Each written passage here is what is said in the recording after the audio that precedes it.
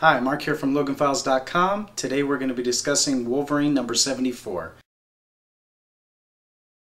But before we get into that book, here's the second print cover for Wolverine number 73. Wolverine 74 starts off with part 2 of One Percenter.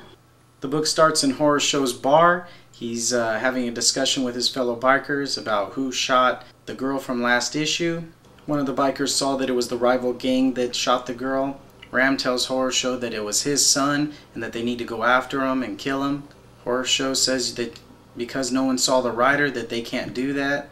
Wolverine's drinking at the bar and tells him that there doesn't need to be a war between the two rival gangs because Horror Show's son is dead. Horror Show's really upset. He gets up. He said that he's trusted Wolverine and told him where he was, not so he could kill him, and ends up punching Wolverine to the ground, pulling out a pistol, and shooting off several rounds into Wolverine's body. The comic cuts back to where Wolverine met up with Horror Show's son, and he had a little discussion with him about the drugs involved in the gang and how Ram was buying the drugs from Horror Show's son, and that Ram wanted to start a gang war to kick Horror Show out because he knew Horror Show wouldn't start a gang war, and that way Ram could get control of the gang again and start the drug running again.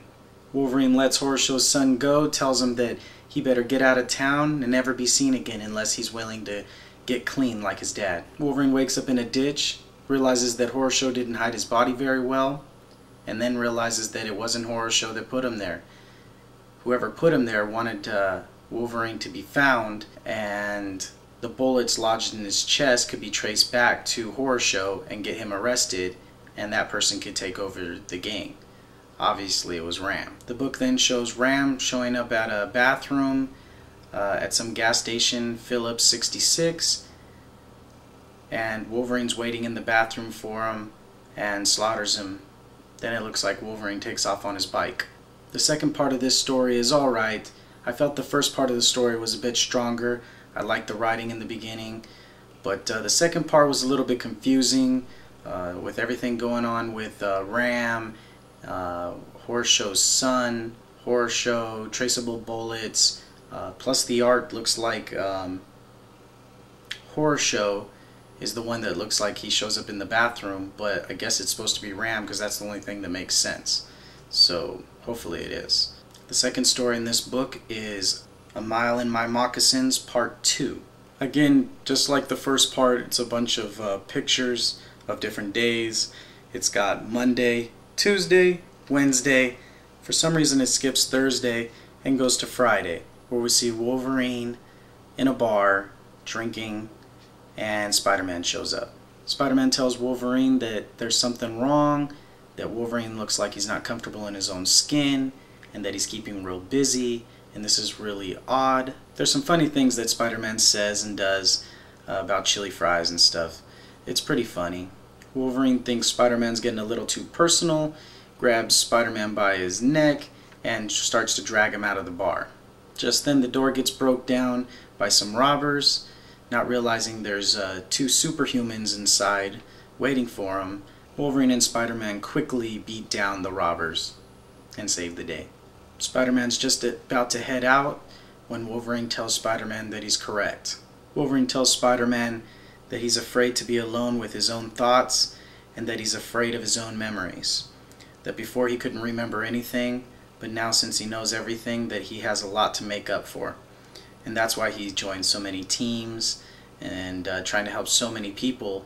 It's because he's trying to make up for past sins. Spider-Man wants to go hang out with Wolverine, talk about the good old days over some sushi, but the phone rings at the bar, and it's Cyclops on the phone telling Wolverine that he's got another mission to do. Wolverine thanks him for his time and heads out to his next mission. The second part of A Mile in My Moccasins was actually much better than the first part. You actually had some story, some words, much better than the first part. You get to see some good dialogue between Spider-Man and Wolverine, and you get to also see a little bit of Wolverine's heart, which you don't see in many issues. Overall, this book doesn't rate very high with me, although I'm a Wolverine fan, so I definitely got it. and this is the Wolverine's last issue in his regular book series. Next issue is going to be called Dark Wolverine number 75, where Daken takes over. So if you don't want to read about Daken, don't pick up the book anymore. But if you want to know a little more about Wolverine's son, go ahead and get it. I'm going to give it a few issues, see how it goes. I'm just hoping Wolverine returns to the book and kicks Daken's butt. But otherwise, they started Wolverine Weapon X, so you should be able to pick up that monthly series instead. And that one's actually pretty good.